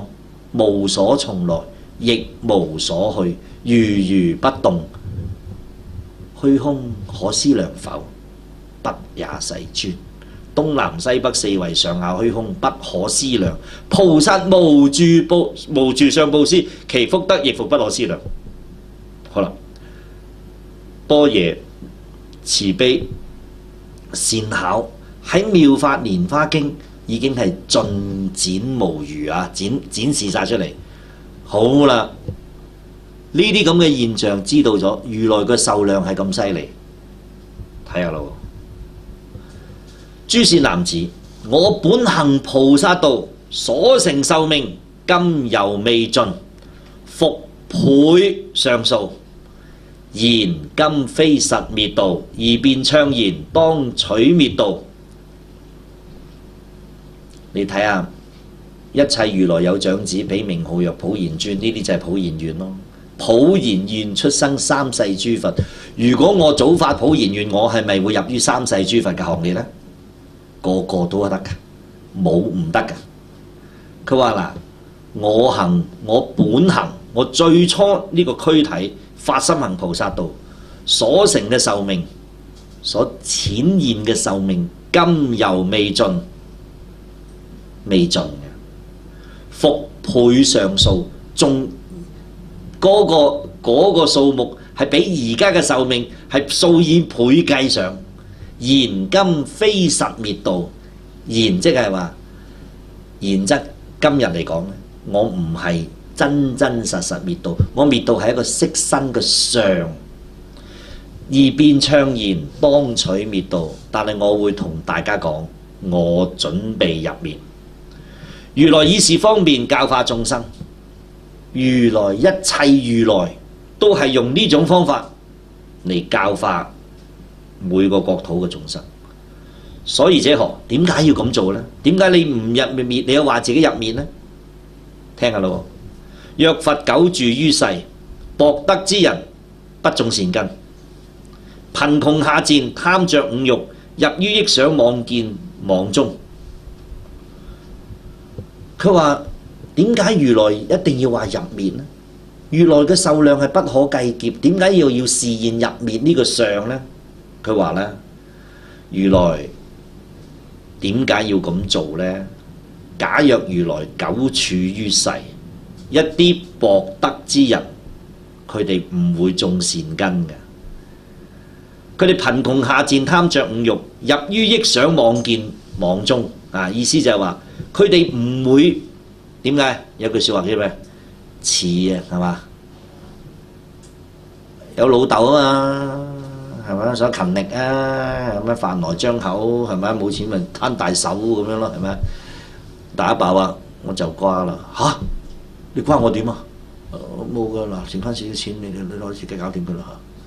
我唔夠使喎，唔夠使自己諗辦法啦嚇！咁點算咯？你靠自己啦，係咪啊？留意下，若佛久住於世，一啲薄德嘅人，佢哋唔會靠自己嘅力，佢哋會點啊？貧窮下賤，但係又貪着五欲，入於憶想妄見網中。我發達就好啦。嗱，我以前都係咁樣啦。阿邊個真係好運啫嘛？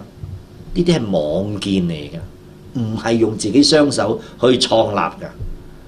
若見如來常在不滅，便起驕恣，就會我老師幾叻啊！我老師幾威，我係佛學生啊！我老師俾福我喎，係嘛？而懷厭怠，佢哋裏邊咧，真係好麻煩。有句説話叫做身在福中不知福，眾生唔知嘅。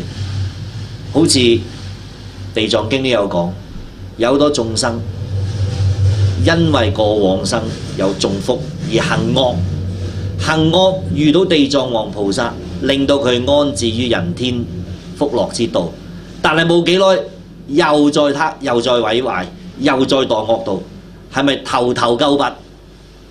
點解啊？因為佢成日有刺，所以若見如來常在北面咧，就會起驕刺。驕即係驕傲，刺即係放肆、放縱咁解。而懷厭怠，厭怠咩？厭怠修行，不能生難遭之上。太易咯！佛法咁容易嘅，好易啫嘛，係咪《金剛經》《維摩經》咧？你好容易嘅啫。你有冇種法咧？唔種，覺唔覺得係稀有？唔覺得稀有。不能生難遭遇之上，哇！好難先至遇到喎。咁你會唔會聽完就算啦？唔會啊。所以頭先點解要如來問咗3次，佢哋答咗好多次，如來先講呢？唔能夠生恭敬之心，是故如來以方便說：比丘當知，諸佛出世難可直遇啊！你要珍惜啊，你要知啊，好難噶。所以者何？博德之人啊，諸博德人，過無量百千萬億見，或見有佛，或不見者，以此事故，我作是言：諸比丘，如來難可得見。佢話，所以我成日都同出家人講啊，你哋要知道諸佛出世稀有如曇花，曇花一現，第日就冇噶啦，謝噶啦嘛。你唔把握，冇噶啦。啊，一啲福薄嘅人、德薄嘅人，儘管過無量百千萬億劫，有時會見到佛，有時見唔到佛。總言之，我一見到佢哋，我就會話俾佢哋聽：諸比丘，如來難可得見。因為我成日咁勸佢哋，眾生聞如是說，必當生於難遭之上。佢哋就會諗起，哎呀，原來真係好難嘅，佛前佛後難，所謂三途八難係嘛，好難遇到嘅。心懷戀慕，渴仰於佛，便種善根。因為我成日話難遭遇，佢哋見到佛嘅話就識珍惜，渴仰於佛啊！哎呀，我好渴望，好尊仰如來，就種咗善根啦。是故如來雖不實滅，所以事實上如來係唔會入滅。你而家叫釋迦牟尼佛，你估個虛空會唔會應你啊？應嘅。再過億萬億萬億萬億萬億萬阿僧祇劫，你再叫南無本師釋迦牟尼佛，你估個虛空應唔應你？係應你嘅。如來係唔會實滅嘅，而言滅道。滅道係方便說，令眾生珍惜，好似父親啟發兒子勇猛一樣。又善男子，諸佛如來法皆如是。佢話善男子啊，一切嘅如來啊，所說嘅法都係如一，都係呢種原理，為度眾生，皆實不虛，全部有作用咁解。呢個實唔係話不變嘅實，係有作用咁解，唔會虛說嘅。每講一句法係有作用嘅，因為佢點解？佢睇住你嘅根性，睇住你嘅喜惡講噶嘛。佢講親一樣嘢，你實仲雀躍嘅。譬如良醫，好似一個好叻嘅醫生，智慧通達、聰明通達咁解，明練方藥，知道晒啲藥點樣製啊，點樣去提煉嘅啊，種種嘅藥方，種種嘅配合編排，產生唔同嘅藥性，善治眾病，乜嘢病都識醫嘅。其人多諸子息，但係呢個人呢，有好多仔，子息即係好多後代啊。約10、約20，乃至百數，好好生養，10個、20個，好似100幾個。以是已有是緣，遠至虞國。諸子於後飲他毒藥，藥發悶亂，遠轉於地。佢話呢，有呢個叻嘅醫生，乜嘢病都識醫嘅。佢有好多仔女，有時有一次佢有事出咗去第二度地方，但係嗰啲仔呢，唔覺意飲咗毒藥，藥發悶亂，碌晒喺地下。是時其父還來歸家，個爸爸翻到屋企啦。諸子飲毒，見到啲仔女飲咗啲毒，或失本身，都亂晒龍啦。或不失者，或者有啲就未失本心，有啲失咗啦，阿爸都唔認得嗰種遙見其父，皆大歡喜，拜跪問訊，善安穩歸。哎呀，見到阿爸翻嚟，哎呀好咯好咯好咯，哎呀爸翻嚟啦，哎呀阿爸你救我啊，阿爸你點啊，阿爸你翻嚟就好咯，你安隱歸來就好啦，就善咁解嚇。我等愚痴，我哋好蠢啊，好愚蠢啊，誤毒服藥誤服呢個毒藥。願見救療，更賜壽命。阿爸你快啲救我啦，俾翻條命我啦，原本我短命會死噶啦。佛見子等苦惱如是，呢個醫生一睇見啲仔女咁痛苦，依諸經方睇到呢，呢啲咁嘅藥書，求好藥草，揾翻晒啲靚嘅藥草，色香味美，原來啲藥一整好晒呢，唔苦不但止呢，鬼咁好味，哇！顏色又靚又香，又美味，皆悉具足，乜都有齊，倒西和合，即係話將佢溝埋晒，配合得相當之靚。與子令服，就交俾個仔就叫佢食咯。而作是言，就同個仔講啦：此大良藥，呢啲好嘢嚟㗎，好嘢嚟㗎。色香味美，皆悉具足，又好味又好飲，乜嘢都齊晒。汝等可服，你哋快啲食，速除苦惱，無復眾患。咁你哋就可以咧免除晒呢啲苦惱咧，亦都唔會再有咧種種嘅禍患。其諸子中不失心者，見此良藥，色香俱好，即便服之，病盡除愈。哇！嗰啲即係病到咧唔係好嚴重，仲知道阿爸講緊乜，冇失到心，即係冇失理智嘅人。好咯好咯，見此良藥，多謝阿爸，真係好咯，見到你色香俱好，哇好香，哇好味，即刻食，食完之後藥到就梗係病除啦。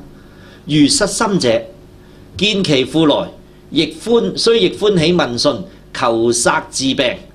但係嗰啲失咗理智嗰啲咧，病到入去好嚴重嗰啲咧，見到阿爸嚟到咧，都好問訊啊！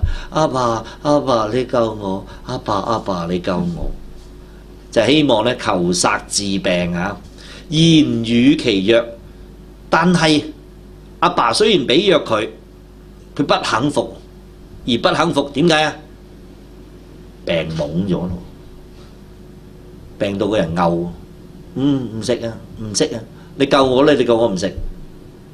所以者何？毒氣深入，失本心故，中毒太深。於此好色香藥，而為不味，好難聞臭崩崩唔中意食嗰啲咁樣父作是念，爸爸咧就咁諗：此子可聞，為毒所中，心皆顛倒。雖見我喜，求殺救療，如是好藥而不肯服，我今當設方便，令服此藥。有啲咧，阿爸就梗係知道佢，病入膏肓，中毒太深啦，真係好堪聞，可聞意思就係，真係好可憐，因為中毒太深心皆顛倒。雖然見到我好開心，仲識得問我攞藥食，但係睇見啲好藥呢，而唔肯食，我今當設方便我諗計氹佢食，令服此藥。即作是言，就同佢講咯，汝等當知，你哋要知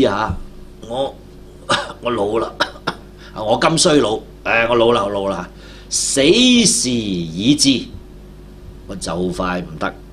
嗱，擺喺你面前，留喺度啊！你中意飲啊？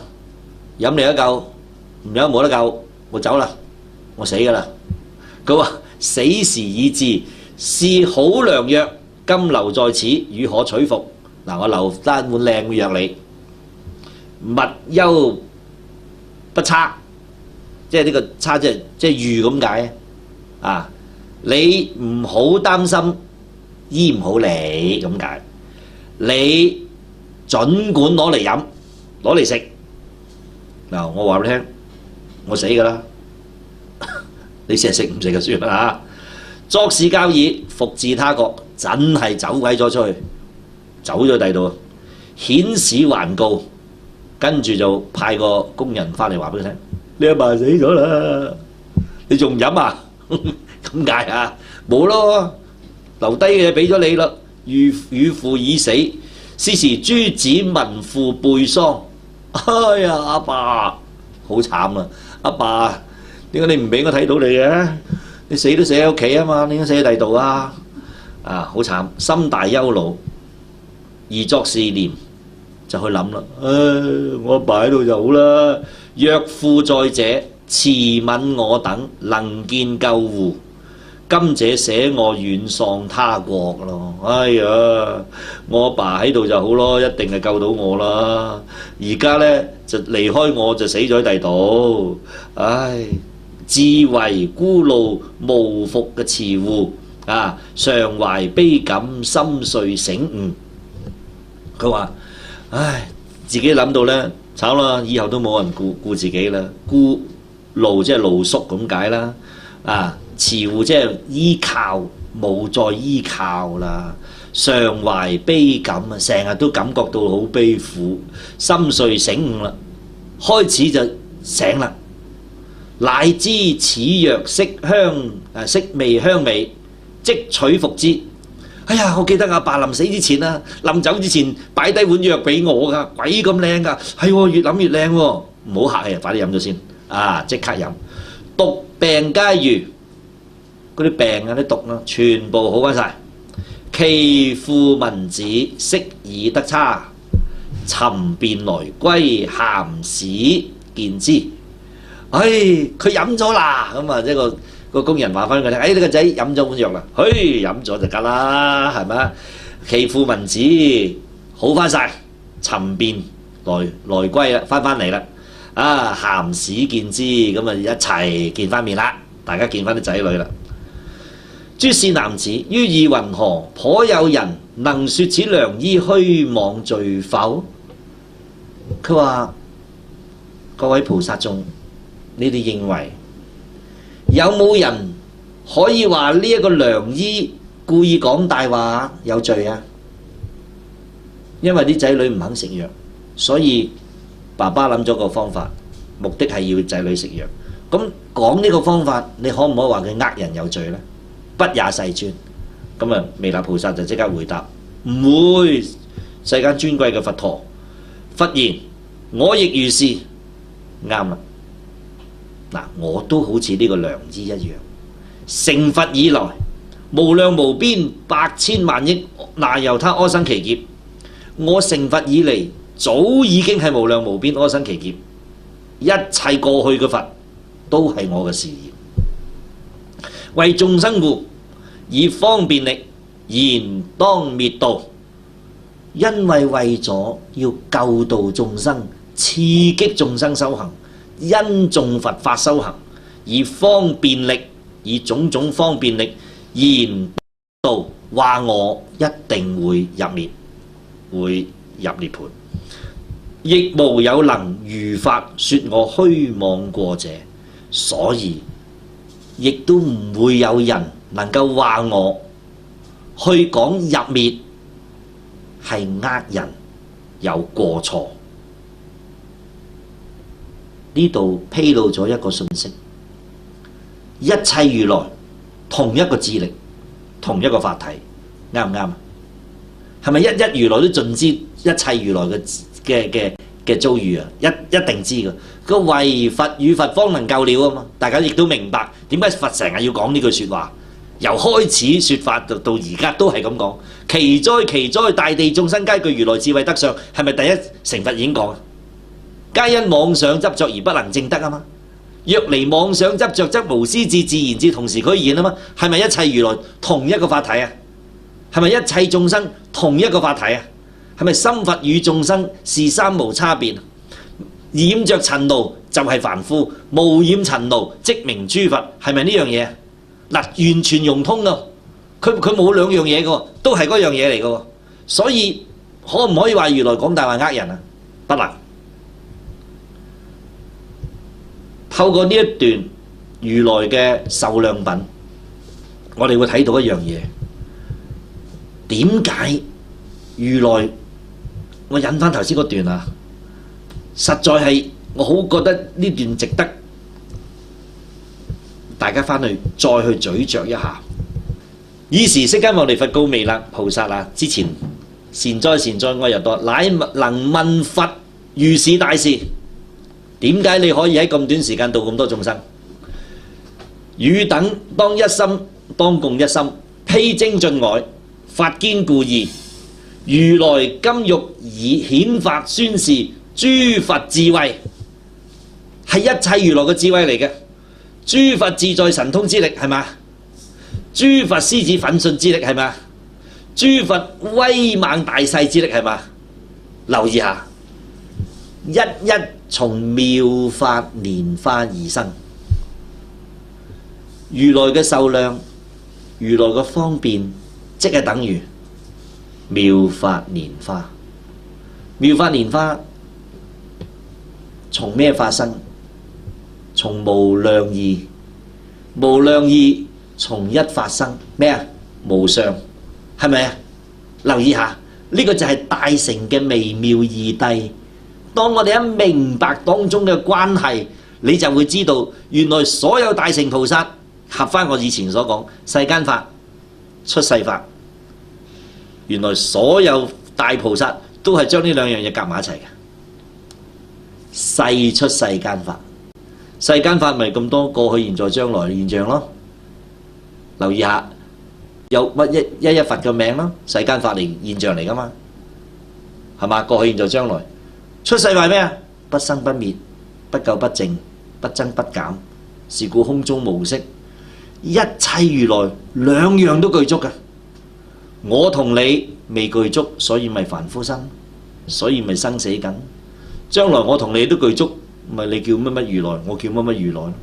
實在有冇你同我嘅如來呢？冇。嗱，明白吓？咁嘅人就受持妙法蓮花。咁嘅人就可以荷擔如來阿耨多羅三藐三菩提，係咪十功德品？無量義經裏面記載嘅嘢自然成就。嗱，前呼後應，全部應晒嘅。呢種就係諸佛最不可思議嘅神通自在之力，諸佛獅子奮迅之力，諸佛威猛大勢之力，能於過去、現在、將來演不思議事。